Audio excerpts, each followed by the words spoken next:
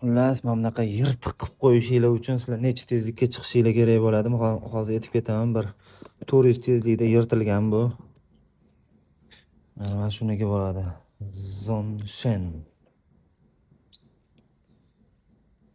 Buzib o'tib ketgan klapim bor, nariga tomoniga. Ichida choy damlash uchun choylari ham chiqishdi. Qalay. Klapim mashta yeb tashlagan. 3 marta. 5-6 martadir bilmayman. Chaynab tashlaganman bu klapimni. Shu ahvol.